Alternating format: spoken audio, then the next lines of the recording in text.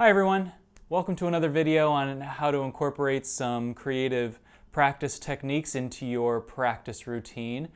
For basically anyone who's auditioned for anything from the ages of 12 to 22, you've probably had to demonstrate some knowledge of your major and minor scales. So that's around a decade of your life of having to be really intimate with these scales, and it could get a little boring sometimes. So when I was younger, I wanted to spice up the learning process and keep these scales fresh, even though I was going to keep playing them for 10 years. And I still play them today. But when I was really auditioning for things, you really had to keep them up, and it was hard to do that while staying interested. So the first thing you can do to keep yourself interested in scales is don't start on C. Just don't do it. You're going to play C sometime, but just don't start there every time.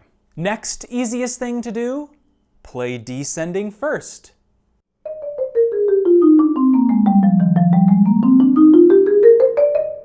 You can pick your scales at random, but a lot of times your brain doesn't pick randomly. So I either use a randomizing app or some little note cards that I've cut up and put the names of notes on. If you're really fancy, you could get a 12-sided die from Dungeons and Dragons or something and pick a scale that way. Next idea is that you can start on the lowest note of your instrument that's in the key of the scale and play to the highest note on your instrument that's in the key of the scale. And I know you're technically playing a mode of that scale, but it could get you to look at that scale and your instrument in new and creative ways.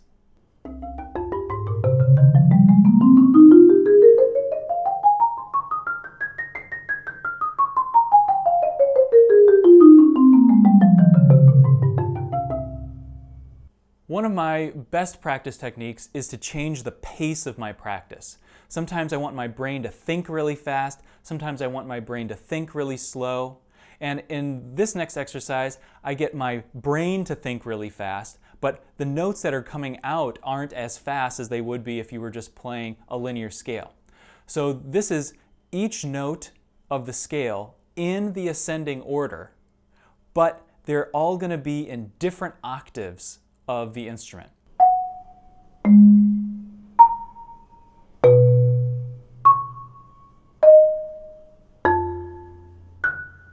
My last little nugget here is a challenging one. What happens if you play two scales at the same time? One scale in each hand, both ascending and descending at the same time or parallel motion. And it might be easier if you start one hand on C and have the other one not be on C, just to start.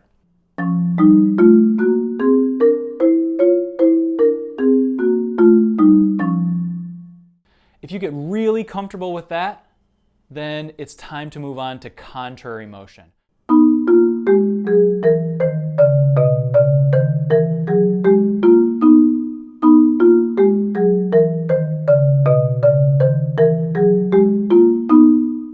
Well, I hope that helps everyone. Hope that breaks up the monotony of your scales practice. Happy practicing!